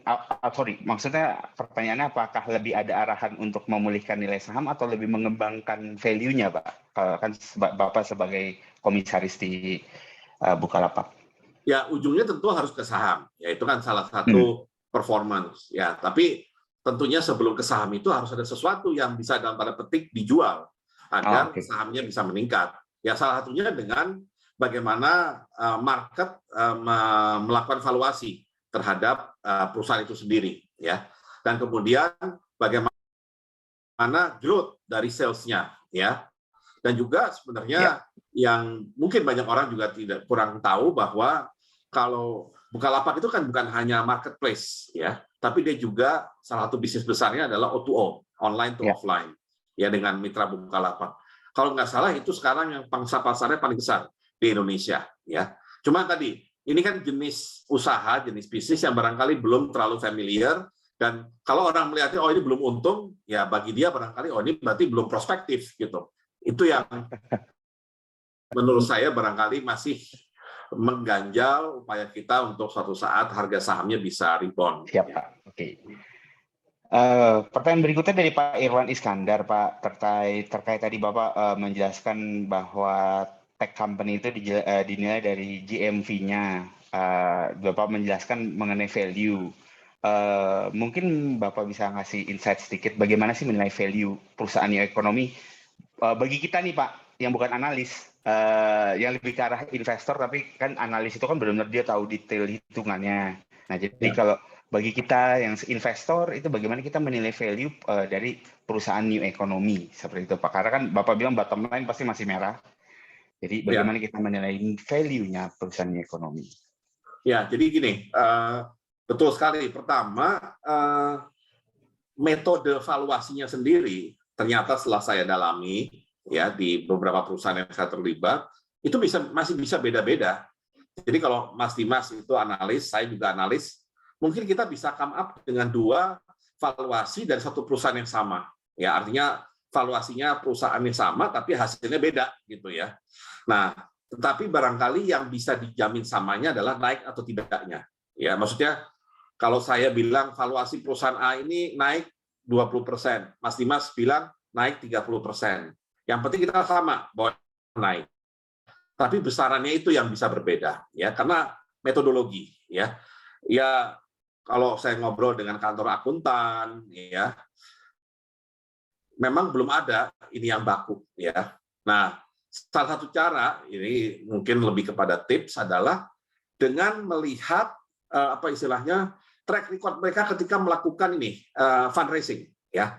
Mereka kan ada fundraising, ada seri 1, seri 2, seri B, ya, seri A, seri B. Nah, dari situ dilihat ya, ketika misalnya yang terakhir lah, ambil aja yang terakhir yang mereka sudah lakukan, berapa yang masuk ya, artinya berapa totalnya dan berapa kalau mau kita hitung dalam valuasinya ya, apakah dalam satu satuan atau dalam totalnya. Itu barangkali bisa menjadi salah satu ancer-ancer lah ya, salah satu patokan untuk kita melihat oh perusahaan ini berarti valuasinya sudah sekian ya. Nah, karena itu kalau yang saya katakan perusahaan yang berani burning money itu salah satunya karena apa? Karena mereka ketika fundraising selalu dapat duitnya gitu. Kan nggak mungkin Mas Dimas bakar duit ketika duitnya nggak ada. Yang mau dibakar apanya gitu kan. Nah, jadi kenapa dia berani bakar duit? Karena ketika dia cari duit yang masuk tuh banyak sehingga dia bisa terus ya melakukan burning money itu. Misalkan kalau paling gampang lah marketplace, kalau udah ada bebas ongkir atau apa diskon atau apalah yang menjanjikan yang menarik itu, ya pasti ada cost-nya kan. Nah, cost-nya itu yang diambil dari burning money yang datangnya dari fundraising. Ya, jadi kira-kira besaran fundraising yang diambil di terakhir itulah yang barangkali bisa jadi patokan. Ya. Oke. Terkait tadi value yang ditanyakan Pak, mungkin ini ada pertanyaan juga adalah kan dengan tadi di slide-nya Bapak menjelaskan bahwa nanti akan ada pertumbuhan GMV di Indonesia untuk Indonesia dari 2030 kemudian ke 2050. Misalnya pertumbuhan e-commerce itu sendiri akankah dia ikut istilahnya menarik beberapa sektor lainnya seperti kan tadi Bapak menyebutkan ada industri logistik, terus kemudian kalau travel memang lagi turun, terus kemudian media. Akankah dari e-commerce sendiri itu dia akan menarik pertumbuhan industri tech lainnya, Pak? Gitu. Ya. Pertanyaannya gitu. Sebenarnya kalau kita lihat ya, paling nggak perkembangan dari ini aja deh, dari unicorn ya. Kalau kita lihat unicorn di awal ya, yang Tokopedia, Bukalapak, Traveloka, sama waktu itu ada 4 ya. Shopee, Pak. Shopee termasuk Gojek, sorry. Oh, Gojek yang 4 itu. Shopee kan dari luar ya. Nah, yang dalam negeri ini 4. Ini kan boleh dibilang masih di bidang dalam tanda petik tradisionalnya digital, yaitu Traveloka, si Tokopedia sama Bukalapak kan satu kategori lah ya. Dia semacam marketplace. Cuman kalau Traveloka lebih spesifik untuk kegiatan travel ya. Sedangkan Gojek ride hailing ya, artinya yang untuk kebutuhan transportasi. Nah, tetapi kalau kita lihat belakangan ya, pertama muncul variasi dari unicorn ya. Artinya unicorn yang belakangan muncul selain masih ada tentunya yang e-commerce, mulai muncul e-commerce yang lebih spesifik ya, jadi seperti Traveloka tapi ini lebih ke elektronik misalkan. Kemudian ada juga yang bahkan ya kalau memang betul beritanya kopi kenangan masuk unicorn kan dia F&B pertama ya, food and beverage pertama ya. Nah, jadi artinya di Indonesia itu ada beberapa yang potensial. Satu, variasi dari bidang bisnis digitalnya sendiri. Kedua, apakah itu akan mengangkat ya? Tentunya setiap unicorn yang sudah unicorn ya, kan sekarang tugas beratnya apa? Mempertahankan agar dia nggak turun pangkat ya. Nah, gimana cara dia mempertahankan atau bahkan memperluas bisnisnya? Tidak lain tidak bukan harus buat ekosistem. Nah, ketika bikin ekosistem itulah mereka yang kalau pakai istilah Mas Dimas, mereka ngajak orang lain ya untuk ikut. Kan nggak semuanya ekosistem itu harus dari dia gitu. Sehingga contohnya ya kayak GoTo memunculkan Bank Jago misalkan ya. Bank Jago kan sama GoTo mungkin ada kesamaan kepemilikan, tapi kan bukan in one group gitu lah. Mereka different group, hanya mungkin ada few same owners gitu kan. Nah, kemudian tapi mereka ciptakan ekosistem ya. Terus ekosistemnya apa lagi? Kalau udah pembayaran, logistiknya ya, maka muncul perusahaan logistik si Cepat lah misalnya gitu ya. Nanti muncul lagi perusahaan lain lagi yang akan dilibatkan ya. Dan misalnya merger Go sama To itu kan juga part dari creating ekosistem tadi ya. Jadi kalau ditanya apakah akan membawa sektor lain atau UMKM atau siapapun, menurut saya iya ya. Artinya kalau marketplace sudah pasti akan membantu UMKM terbaik melalui marketplace maupun O2O. Tapi yang lebih menarik adalah ekosistem tadi ya. Dan ekosistem itu mau nggak mau harus dibangun. Nah, dibangunnya bukan dengan dia model konglomerasi ya. Jadi perusahaannya diperbanyak dan masuk merambah segala bidang, enggak. Ingat bahwa startup kita itu filosofinya aset light ya. Mereka nggak mau dipusingin dengan banyak aset. Sehingga akhirnya kalaupun ada perusahaan yang mau diajak, sifatnya tadi creating ekosistem, kolaborasi, eksklusivitas lah. Kalau kamu beli ini, bayarnya pakai ini. Kalau kamu beli ini, nganternya pakai ini, misalkan. Ya, itu kan nggak keluar biaya, tapi kepuasan customer terjamin dan bisnis lancar, ya, tanpa harus create PT baru, nanti ribet soal manajemen, nanti ribet soal aset manajemen dan segala macam. Ya. Oke, masih terkait ini Pak, memang pernah saya mendengar presentasi Bapak di tahun 2014 terkait biaya logistik di Indonesia waktu itu masih tinggi, tapi kan waktu itu high tech belum ada tuh Pak. Dan sekarang di era pemerintahan sekarang banyak pembangunan infrastruktur sudah dilaksanakan. Nah, pertanyaannya apakah sekarang cost biaya logistik itu sudah mulai turun atau kondisinya masih sama Pak? Karena kan ini terkait dengan daya beli masyarakat ya di dalam memanfaatkan e-commerce dan new economy ini gitu. Ya, kalau turunnya sih turun ya, dari mungkin waktu saya bicara tahun 2014 itu masih orang ngomong 30-an% ya.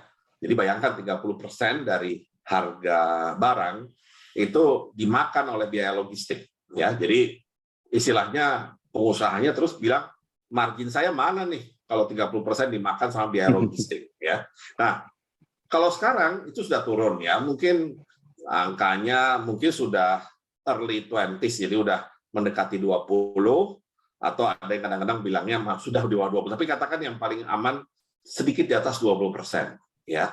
Dan itu memang satu ditolong oleh infrastruktur, keberadaan infrastruktur. Nah, kemudian juga ditolong oleh kehadiran teknologi digital ya, yang membuat logistik juga makin mudah kan, artinya dengan memakai aplikasi dan segala macam. Tapi memang masih ada satu yang barangkali masih susah, itu adalah kepada administrasi di pelabuhan. Ya, saya nggak tahu kalau di bandara ya, tapi administrasi di pelabuhan itu kadang-kadang masih dikeluhkan ya, karena masih susah mengeluarkan barang. Kadang-kadang dulu waktu saya Menteri Keuangan, Bea Cukai juga dikomplain karena ya dia sudah pakai jalur hijau, kuning, merah, tapi yang harusnya hijau tetap dimerahkan gitu. Jadi hal-hal seperti itu di lapangan masih terjadi, dan itu yang barangkali masih membuat biaya logistik dianggap relatif tinggi ya. Tapi kalau untuk transportasi maupun infrastrukturnya, saya kira sudah jauh lebih baik dari sebelumnya. Wah, berarti itu Pak, tadi Bapak jelaskan opportunity itu ya Pak ya, untuk di dunia tech lagi. Berikutnya nih kalau Pak berkenan, pertanyaannya adalah, menurut pandangan Bapak, bagaimanakah perkembangan cryptocurrency dan NFT terhadap pertumbuhan ekonomi Indonesia? Ini dari Bapak Pawana Segara. Ya, kripto ini ya bagaimana ya, saat ini di Indonesia statusnya masih komoditas, di trade-nya pun di bursa komoditas ya. Nah, apakah ada future dari kripto ini sebagai currency? Karena kan kita ngomongin cryptocurrency ya, tapi sekarang ini kata currency-nya dihilangin dulu karena dia lebih dilihat sebagai komoditas. Sehingga ketika dia sebagai komoditas hari ini barangkali perspektifnya masih spekulasi ya. Jadi ketika kripto itu yang bilang adalah, atau yang buat itu adalah Elon Musk, itu langsung harganya naik. Tapi kalau kemudian ya suatu saat Elon Musk bilang saya udah nggak nganggap kripto ini lagi, mungkin harganya langsung drop gitu. Jadi unsur spekulasi masih tinggi. Nah, memang kita maksudnya paling tidak Bank Sentral ya, Bank Indonesia barangkali juga harus mulai paling tidak mempelajari bagaimana kripto itu bisa menjadi bagian dari currency kita ya, seperti yang sudah dilakukan oleh beberapa negara, bukan menggantikan ya yang kita kenal sebagai uang ya, sebagai currency ya, tapi intinya adalah bagaimana kripto itu bisa membuat transaksi ya antar pelaku usaha atau pelaku ekonomi itu makin mudah ya, tanpa harus mengganggu kestabilan sistem moneter ya, karena kan Bank Indonesia itu tugasnya menjaga keseimbangan money supply dan money demand ya, sehingga tidak terjadi inflasi atau ada pertumbuhan ekonomi ya. Itu hal yang nggak gampang gitu. Nah, nggak gampangnya karena masih sekarang ini masih mengandalkan uang. Nah, kalau kita lihat kripto ini berarti langkah pertama kapan Indonesia akan punya semacam digital currency, ya. Barangkali itu titik awalnya, ya. Dan kemudian juga perlu dipelajari apa sih untungnya ada digital currency. Kalau bagi orang yang pernah benar-benar memakai kripto, artinya dia, misalkan Mas Dimas punya anak lagi sekolah di luar negeri, kan sekarang ini kita kirim duit harus ya karena bisa ya lewat internet, online segala macam, Swift code atau segala macam ya antara bank. Nah, tapi kan biayanya barangkali juga nggak murah gitu ya. Nah, kripto ini kayaknya bisa menjamin semacam transfer uang antar negara yang lebih cepat dan jauh lebih murah ya. Nah, tapi sekali lagi jangan sampai kemudahan ini menciptakan ketidakstabilan yang lebih penting, yaitu kestabilan di pasar uangnya sendiri ya. Jadi memang menurut saya bank sentral dimanapun di dunia harus benar-benar ya lebih hati-hati lah di dalam mengcombine atau memblended kripto ini di dalam sistem currency-nya. Ya. Oke, terima kasih Pak Bambang. Terkait yang tadi Bapak jelaskan mengenai pasar uang, kan saat ini dapat pertanyaan dari Bapak Revata Darmawan bahwa yang saya tahu juga di Singapura MAS-nya sudah memakai blockchain untuk teknologi transaksi di pasar keuangannya. Ya. Nah, apakah di Indonesia, sepengetahuan Bapak nih, karena Bapak juga kan sudah ada di komisaris salah satu perusahaan teknologi, apakah teknologi blockchain itu sudah ada yang diterapkan di Indonesia di pasar keuangan atau pasar saham, dan apakah pemerintah nanti juga akan ikut mengatur pelaksanaan blockchain tersebut, gitu, Pak? Ya, kebetulan kan Singapura memang salah satu dari Global Financial Center ya, bersama Hong Kong, kemudian New York dan London. Jadi kalau misalnya MAS di sana sudah atau bank sentralnya sudah mulai menerapkan Bitcoin, saya yakin di Indonesia itu perlu tadi menjadi suatu pembelajaran penting. Kenapa? Karena bagaimanapun kan sekarang kita sering mengeluh pasar saham kita ini masih underperform karena banyak yang lari ke Singapura, ya. Jadi masih dipengaruhi oleh Singapura, kita masih dianggap masih kalah sama Singapura. Nah, berarti kita harus bisa menyamai mereka atau menyaingi mereka. Nah, kuncinya salah satunya di kemudahan tadi, di sistem pembayaran tadi, ya. Nah, saya nggak tahu persis ya, tapi yang saya tahu pasti BI sih mempertimbangkan semacam digital currency. Cuma bentuknya apa, bagaimana mekanismenya ya masih kita perlu tunggu, ya. Karena mungkin bagi BI sekarang yang paling penting belum itu ya. Bagi penting sekarang adalah bagaimana menjaga keseimbangan atau mendorong pertumbuhan pasca pandemi, dan kedua mengantisipasi potensial tapering yang mungkin terjadi di Amerika. Ya, siap. Terima kasih Pak. Berikutnya dari Pak Aditya YS Raharja, Prof. Terima kasih atas paparan yang sangat menarik atas presentasi Prof. Bambang. Mohon pandangannya bagaimana kepemimpinan Indonesia di G20 dapat membawa dampak positif bagi Indonesia maupun anggota G20 di masa yang penting recovery ini dan di dalam membentuk ekonomi digital. Ya, pertama kita di G20 itu udah jelas topiknya recover together, recover stronger. Jadi tema utamanya adalah tentang recovery. Nah, kemudian di bawah tema besar itu ada beberapa topik yang akan jadi prioritas. Salah satunya adalah digital, kemudian ada yang terkait dengan climate change tadi, ya. Dan ketiga tentunya kestabilan di sektor keuangannya. Nah, paling tidak dengan kepemimpinan Indonesia di G20 ini, kita juga ingin memberikan warna terhadap tadi new economy, ya. Justru ini momen terbaik buat Indonesia sebagai pimpinan G20 pada harapannya nih akhir dari pandemi yang akan mendefinisikan kayak apa ekonomi setelah pandemi yang Anda sebut atau kita sebut sebagai new economy, ya. Tadi beberapa faktor kan sudah dijelaskan bahwa new economy itu pasti harus digital, ya. Dan Indonesia menurut saya harus bisa mengoptimalkan peran sebagai ketua G20 ini dengan paling tidak bagaimana caranya supaya ada pemerataan digital ya di Indonesia, baik di dalam Indonesia sendiri maupun antar negara ya.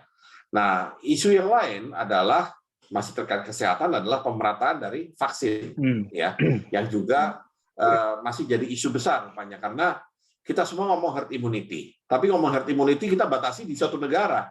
Padahal dunia ini kan negaranya nggak bisa disekat-sekat, nggak bisa ditembok-tembok, ya. Semuanya bisa saling berinteraksi.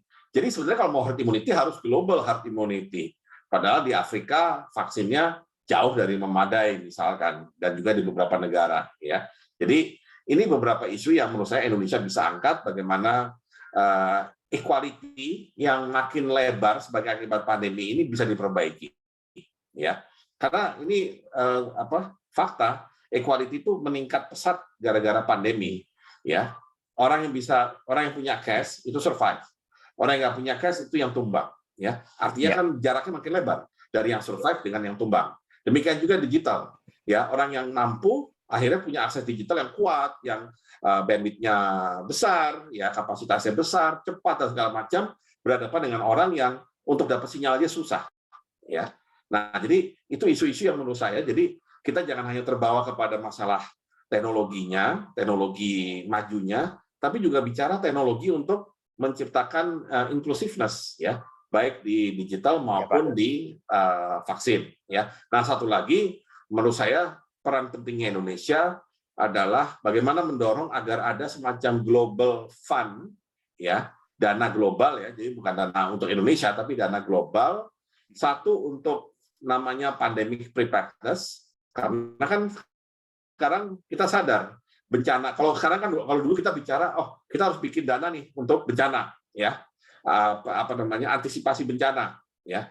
Ternyata yang diomongin hanya bencana alam, ya. Ternyata ada bencana yang berasal dari penyakit. Nah, ini yang belum siap, ya. Nah, ini harus kita siapkan. Satu lagi juga yang perlu funding atau mekanisme funding yang lebih fair untuk renewable energy, ya. Jadi kalau negara-negara berkembang dituntut untuk renewable energy yang lebih cepat, itu harus ada kontribusi dari negara maju. Karena mereka yang dulu melakukan kerusakan lingkungan pertama sebelum akhirnya mereka jadi renewable gitu loh. Sedangkan kita ini tahapannya masih belakangan untuk mulai masuk ke renewable. Oke, terima kasih Pak Bambang. Nah, since kebetulan tadi Pak Bambang mention mengenai funding. Tapi kan tadi funding mengenai lebih ke renewable energy terkait G20. Nah, ini ada pertanyaan juga dari Mas Reza Priyambada.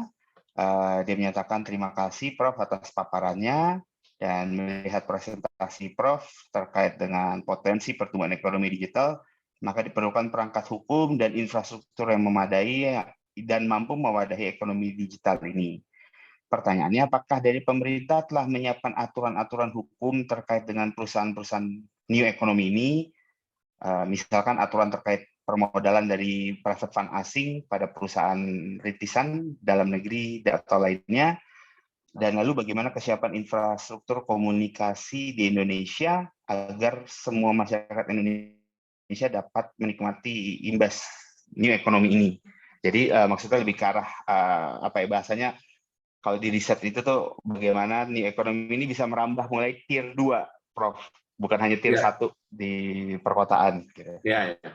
Ya, betul sekali. Memang pertama mengenai kesiapan infrastruktur, ya. Di masa lalu telekomunikasi atau infrastruktur untuk telekomunikasi itu dianggap suatu kemewahan, ya.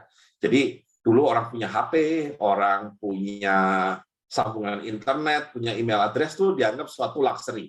Yang pakai ya ada yang butuh dan yang mampu, gitu loh maksudnya, ya. Nah, itu jauh sebelum pandemi. Nah, ketika transformasi digital mulai bergulir, pelan-pelan orang makin sadar bahwa yang namanya HP, jaringan internet, itu mulai berubah dari luxury menjadi necessity, ya. Karena kan kalau orang itu mulai sadar bahwa e-banking, ya, atau electronic banking, mobile banking kan lebih gampang daripada kita harus ke ATM, harus ke kantor cabang bank dan segala macam. Tapi kalau nggak punya HP, nggak punya internet, nggak bisa dia melakukan yang namanya mobile banking misalkan. Nah, jadi ada peralihan itu, dan peralihan itu dipercepat dengan pandemi. Karena kemudian sekolah pun harus butuh internet, butuh HP, butuh device lah, mau HP kayak mau iPad, mau laptop ya, tapi harus ada alat-alat itu ya, sehingga akhirnya dari namanya infrastruktur yang seolah-olah luxury, karena luxury di masa lalu kan infrastruktur telekomunikasi tidak dianggarkan di APBN. Dia hanya di supply duitnya itu dari USO, Universal Service Obligation, di mana setiap provider itu diambil sekian persen dari total sales ya kalau nggak salah, kemudian dikumpulkan, nah itu yang dipakai untuk bikin jaringan ya. Nah salah satunya sudah selesai palaparing. Nah itu salah satu, dia begini, kalau palaparing itu macam backbone-nya ya. Jadi jalan arterinya itu sudah ada untuk seluruh jaringan komunikasi di Indonesia dari Aceh sampai ke Papua. Nah, tetapi jalan arterinya nggak cukup nih. Ada jalan lingkungannya, ada gang-gang kecilnya yang juga harus diurusin. Ada intermediate dan last mile-nya, intermediate mile dan last mile. Ya, nah ini yang masih struggling kita. Nah, karena itu mulai tahun 2021 ya kalau nggak salah, atau 2020 saya lupa. Akhirnya ada dana APBN untuk mengembangkan infrastruktur telekomunikasi, ya. Jadi tidak hanya mengandalkan USO, karena USO itu dari pakai palaparing, sekarang dipakai untuk satelit, ya satelit untuk komunikasi. Tapi masih kurang nih yang untuk jaringan fiber optik, untuk konektivitas internet segala macam. Nah, sehingga sekarang pemerintah turun tangan supaya infrastruktur telekomunikasi dari luxury menjadi one of the basic needs bersama listrik, air bersih misalkan ya. Kalau dulu kan orang ngomong hanya listrik dan air bersih, ya. Sekarang istilahnya orang nggak ada internet tuh bisa resah, ya. Nah itu sama dengan kita nggak dapat air atau nggak dapat listrik, ya kita juga pasti marah kalau nggak ada itu. Nah jadi sudah ke sana, sudah mulai anggarannya, dan mudah-mudahan terus meningkat nanti anggarannya sehingga kebutuhan seluruh masyarakat terpenuhi, dan yang paling penting tadi tidak ada digital divide, ya. Nah tadi kalau nggak salah Mas Reza di awal juga nanya mengenai apa tuh ya, sebelum nanya mengenai ini apakah ada peraturan, apakah pemerintah akan mengatur untuk investasi di perusahaan-perusahaan new economy ini? Kalau investasi saya kira artinya fair aja ya, artinya kita kan rezim investasinya memang mendorong FDI, dan kita butuh FDI, ya, capital inflow sangat kita butuhkan, ya. Dan kalau saya yang paling penting adalah apakah startup atau unicorn tersebut memang di-initiate, di-develop di Indonesia, ya. Bahwa kemudian ada orang asingnya di situ, itu wajar, ya. Ini dunia udah globalized, ya. Dan sekarang kan anak Indonesia juga banyak yang sekolah ke luar negeri. Mereka ketemu temennya yang kemudian bikin bisnis juga di luar negeri, ya. Tapi yang penting dia awalnya itu mengembangkannya di Indonesia. Dan tentunya saya juga berharap inisiatif seperti Merah Putih Fund yang dari BUMN, ya, kemudian perusahaan-perusahaan seperti pas saya Astra itu juga sudah punya Astra Digital yang juga invest, ya. Nah, Indofood demikian juga, atau grup yang lebih besar. Jadi saya lihat sebenarnya makin banyak, ya, makin banyak. Cuma mungkin perusahaan-perusahaan tersebut juga lebih hati-hati karena mereka kan mungkin tetap harus menjaga bottom line, ya, sehingga investasinya di digital itu barangkali ya terukur sekali lah, ya. Biasanya mereka mencari apa yang masih ada konektivitasnya dengan bisnis core-nya dia. Core-nya, ya. Nah, jadi dia masuk digital asal masih ada hubungan sama core dari si perusahaan yang invest tersebut, ya. Itu yang saya tangkap, termasuk di Telkom juga kalau invest akan melihat ini manfaatnya buat Telkom apa sih, gitu ya. Selain manfaat dari segi investasi, ya, manfaat dari segi bisnisnya apa, gitu. Oke, terima kasih Prof atas penjelasannya. Ini dari Profesor Karunia Mulia Firdausi. Prof Bambang, kongres atas idenya untuk pemajuan new economy. Saya pikir ide ini perlu dukungan regulasi pemerintah dalam MI 4.0 Master Plan. Sayangnya implementasi MI 4.0 yaitu dalam 10 prioritas itu masih di atas kertas. Bagaimana new economy bisa mendorong tidak saja pro-growth, tetapi juga minimizing social consequences. Thus, no great separation of this emergence new economy in the post-COVID-19 pandemic. Mohon arahan Prof dan salam hormat. Ya, ketika di awal orang bicara digital, banyak yang reaksi pertamanya adalah ketakutan, ya, khawatir digital akan menciptakan unemployment yang besar, khawatir digital akan menggantikan peran manusia, ya. Nah, tentunya sah-sah saja, ya. Pasti ada case di mana adanya digital membuat kebutuhan akan tenaga manusia berkurang. Contohnya paling gampang, waktu saya ngomong mobile banking, itu pasti bank-bank juga udah ngurangin kantor cabang, dan pasti juga ada pengurangan pegawai, terutama yang urusannya consumer relation, urusan yang rutin lah, gitu ya. Nah, tapi di sisi lain yang banyak orang lupa, digital itu juga justru menciptakan ini atau memperbaiki equality, ya. Contohnya ya, ini cerita yang selalu saya ingat karena ini diceritakan oleh McKinsey ke saya waktu di Bappenas. Jadi sudah agak lama itu 2018. Jadi ceritanya simple. Ada keluarga ya, seorang bapak yang keahliannya bikin patung bebek. Ya, jadi bebek dibikin patung, kemudian dia jual patung-patung ya nggak terlalu besar lah ya. Itu di pinggir jalan, kalau nggak salah jalan arah Semarang gitu ya. Di jalan ini ya, arteri ya kan, ya, bukan jalan tol. Jadi di pinggir jalan. Nah, awalnya ketika dia berjualan itu, paling yang satu hari yang beli 1, 2, ya, bahkan kadang-kadang nggak ada yang beli, ya, karena kan susah sekali membuat orang beli patung bebek yang ada di pinggir jalan. Padahal orang lewat jalan itu tujuannya adalah untuk traveling dari satu titik ke titik lain, bukan untuk belanja, gitu ya. Tapi kemudian anak dari si bapak ini sekolah belajar internet. Apa yang dia lakukan? Patung bebek buatan ayahnya ini dia bawa ke internet, ya. Mulai dia pasarkan, ya, tidak melalui marketplace tapi melalui sosmed, ya. Anaknya main sosmed, dimasukkan ke sosmed, dan kemudian surprisingly setelah masuk itu banyak orang yang tertarik dengan produk tersebut, sehingga muncullah order-order pesanan yang online, ya, meskipun dia tidak benar-benar online karena dia hanya masuk medsos, tapi kemudian pesanan itu datang karena orang tahu, ya.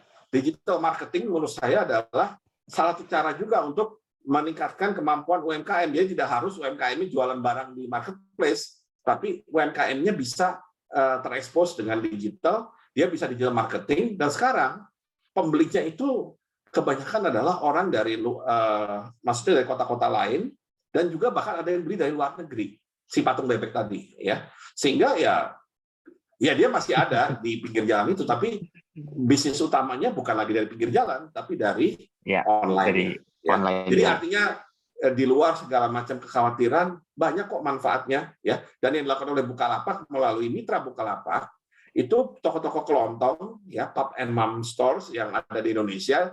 Nah, ini Bukalapak itu kalau saya boleh promosi sedikit, masuknya boleh dong. di tier 2. Boleh, Prof. Ya, dia masuk di tier 2. Jadi dia malah tidak terlalu banyak di tier 1, dia di tier 2. Karena dia lihat di situ market yang growing. Market growing itu melalui tadi toko kelontong yang kemudian digitize. Ya. Jadi kalau tadinya toko kelontongnya jual kebutuhan sehari-hari, ya, fast moving consumer goods, sekarang juga jualan pulsa HP, jualan token PLN, jualan tiket kereta api, tiket pesawat, kemudian bisa invest di emas, ya, dan macam-macam, ya, dengan digital, ya. Jadi tokonya digitize, toko kelontong biasa, kemudian ya ekspansi bisnisnya menjadi lebih besar dengan adanya model O2O tadi, ya. Jadi sebenarnya kalau kita lihat satu banyak kok dari digital yang bisa kita manfaatkan sebesar-besarnya untuk mengurangi yang Prof. Karunia bilang itu adalah semacam social concern karena inequality yang barangkali tercipta, ya.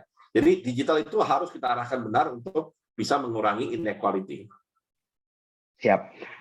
Thank you, Prof. Itu sebenarnya kode yang ditunggu peserta ini, Prof. Kode hak hajar kanan Bukalapak apa enggak nih? Nah, Nah, ini keluar akhirnya dari Prof. Maaf Prof, ini Iya, bercanda. Ini karena kan sudah sore, mungkin Prof mau malam minggu dan mau persiapan sholat Jumat. Apakah Profesor berkenan untuk menjawab satu pertanyaan lagi, Oke, Prof? silakan. Boleh ya, Prof. Oke. Jadi ini dari saudara RS. Dia bertanya, sore Prof. Tadi Prof mengutarakan bahwa manufaktur akan menjadi motornya di new economy. Apakah skop dari manufakturnya itu yang bersifat capital intensif, seperti misalnya semikonduktor, atau labor intensif manufaktur juga, termasuk di sini seperti misalnya industri alas kaki, tekstil, dan lain-lain? Ya, mungkin kalau saya jawab, intinya adalah sektor manufaktur yang bisa menciptakan the highest value added possible. Nah, maksudnya begini, kita jangan pisahkan dulu antara capital intensif sama labor intensif, ya. Karena misalnya kalau bicara food processing industry, itu di satu sisi bisa sangat capital intensif dengan menggunakan semua otomasi, tapi bisa juga labor intensif, ya, tergantung jenis makanan apa yang mau diolah, gitu ya. Jadi menurut saya kehadiran labor atau sumber daya manusia di dalam proses manufaktur tetap diperlukan, tapi perannya yang diubah, ya. Peran diubah ini menuntut juga peningkatan skill, ya. Jadi kalau misalnya dulu ketika masih mesinnya istilahnya mesin yang manual, di mana orang harus ikut terlibat langsung ya dengan gerakan fisik, sekarang bagaimana caranya agar orang itu menjadi pengawas dari mesin yang melakukan otomasi tersebut, ya. Dan susahnya sekarang manufaktur yang bisa bersaing adalah manufaktur yang melakukan otomasi, ya. Mas Dimas bisa bayangkan lah, misalnya di pabrik A dia pakai otomasi, pabrik B enggak, ya udah pasti yang A itu menang terhadap B. Dan jangan lupa kalau udah bicara mengenai teknologi, kita harus bicara mengenai produktivitas dan efisiensi. Jadi kalau teknologinya sudah proven dengan produktivitas dan efisiensi, susah dilawan dengan kita menggunakan sumber daya manusia. Nah, bagaimana dengan sektor seperti tekstil atau garment?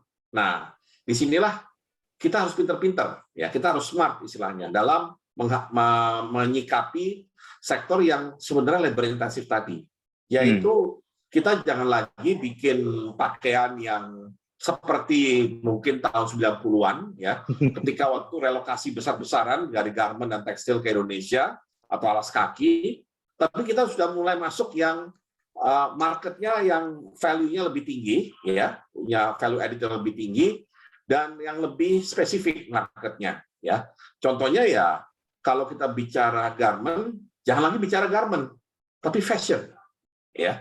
Karena begini, sekarang kalau Mas Dimas diajak keluarganya ke Uniqlo, ya, Mas Dimas pasti bilang, wah ini toko fashion nih, ya. Pasti Mas Dimas bilang, ngapain kita ke toko garment, ya?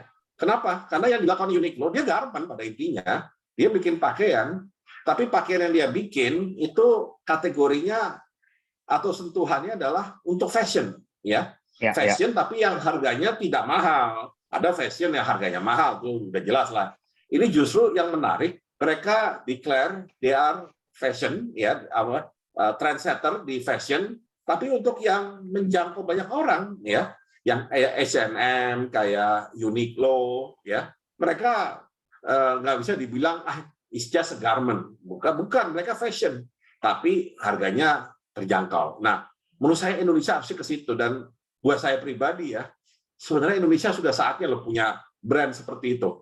Karena bayangkan itu dilakukan oleh Uniqlo dan Jepang, H&M itu Swedia, ya. Coba Mas Dimas cari, ada nggak pabrik garment di Jepang atau pabrik garment di Swedia? Nggak ada. Iya. Tapi siapa yang punya value added terbesar adalah H&M dan Uniqlo-nya, karena desain segala macam ada di situ. Jadi kayak konsep IKEA berarti ya Pak ya? Iya, jadi artinya kita value added-nya harus naik kelas lagi. Value added-nya jangan hanya merubah benang jadi kain jadi baju, tapi bagaimana baju itu menjadi fashion. Nah, berarti apa? Yang masuk di situ kan digital dan creativity. Ya, di fashion-nya itu. Itulah value added yang harus kita cari. Tapi tetap pabriknya harus ada di Indonesia dan tetap orang bisa kerja di pabriknya. Tapi akan menghasilkan sesuatu yang kategorinya sudah jadi fashion gitu ya. Kira-kira itulah apa konsepnya supaya kita tidak terjebak kepada pemikiran masa lalu. Oh ini capital intensif, ini labor intensif gitu. Ya sama dengan sepatu ya. Sekarang menarik kalau saya ada sepatu ya. Karena di beberapa mall kita sudah muncul toko sepatu yang bagi saya aneh. Karena dia jual semua merek, ya, mereknya beda-beda maksudnya, ya, dan nama tokonya juga nggak ada hubungan sama mereknya. Tapi saya baru sadar karena anak saya suka sepatu seperti itu, rupanya yang dicari adalah desain dari sepatunya. Jadi yang dijual di situ adalah sepatu yang terkategori fashion, bukan hanya sepatu olahraga warna putih gitu aja enggak, tapi sepatu yang fashionable, ya, dari berbagai merek. Nah, artinya apa? Fashionable itu kan langsung harganya beda, ya. Ya kalau saya sebut salah merek misalnya Nike yang masuk ke toko itu sama Nike yang ada di Nike itu harganya beda tuh, ya. Karena yang satu fashionable, satu biasa-biasa aja. Satu ya produk standarnya Nike gitu. Iya, betul Prof. Ya, sudah Prof atau ada pertambahan dari jawaban Prof? Ya cukup. Ya. Terima kasih Prof. Aduh, terima kasih atas paparannya. Ini banyak terima kasih di chat room dan banyak sekali antrian pertanyaan untuk Prof. Hanya saja ini kan waktunya sudah mulai mendekati sholat maghrib dan ya untuk jam malam minggu Prof kita nggak mau ganggu lagi lah. Ya, jadi masih. kita terima kasih dan thumbs up untuk pemaparan yang Prof Bambang sajikan di webinar ini. Banyak sekali terima kasih. Dan kalau Prof berkenan, kita sebelumnya nanti kita foto dulu, Prof. Ya, silakan. Foto webinar dan tapi sebelumnya Pak Eko atau Pak Fatoni Rahman akan memberikan penutupan untuk acara webinar ini. Atau itu silakan Dr. Fatoni untuk closing statement dan menyampaikan ucapan terima kasih. Terima kasih banyak Prof Bambang Brojonegoro atas paparannya sore hari ini. Saya langsung saja, Mas Eko, Prof Bambang, thank you banget untuk sama-sama. saya catat banyak. Memang kita lagi di crossroad ya, Prof ya. Mau ke yang baru tapi masih dragging di yang lama gitu ya. Iya. Kita nggak bisa langsung ke sana, tapi mudah-mudahan tadi dengan insight yang cukup baik ya, bagaimana kita valuasi startup yang atau digital ini dengan GMV tadi ya, itu akan memberikan cara yang berbeda gitu. Jangan lupa kita punya S1 fintech sekarang. Jadi konsentrasinya fintech, Prof. Ya. Jadi memang perspektifnya akan berbeda dengan yang tradisional yang berbasis aset gitu ya. Jadi tadi sudah banyak tuh insight. Dan kira-kira bonus demografi, digital business, EV, pergudangan, G20, dan kebetulan Prof Jisman juga bagian dari T20, Prof Bambang. Iya, barang saya, Pak. Iya, betul. T20 gitu ya. Iya. Jadi memang eranya di situ dan saya di Tenggara dan juga di IICT juga banyak bicara mengenai ESG dan juga corporate physics. Ya, saya kira ini menjadi bahasan yang menarik. Dan kripto, saya kira kripto walaupun masih banyak orang meragukan ya, tapi mungkin saya kira masa depan ada di sana juga. Jadi mudah-mudahan insight yang sudah diberikan oleh Prof Bambang hari ini bisa dimanfaatkan oleh teman-teman kami di IKA Prama nih Prof untuk invest wisely dan trade carefully gitu ya. Terima kasih sekali lagi Prof. Selamat sore. Ya, selamat sore. Terima kasih. Untuk peserta kita kiranya bisa kita kasih applause untuk Profesor Bambang atas pemaparannya dan telah menjawab pertanyaan-pertanyaannya dengan komplit dan concise. Untuk para peserta yang masih ada, boleh kita applause secara virtual mungkin ya. Ya. Terima kasih Prof. Thank you, Prof. Terima kasih Dimas dan semua host. Terima kasih. Pak Eko mohon Pak, ini saya kalau bagian foto saya kurang paham nih Pak.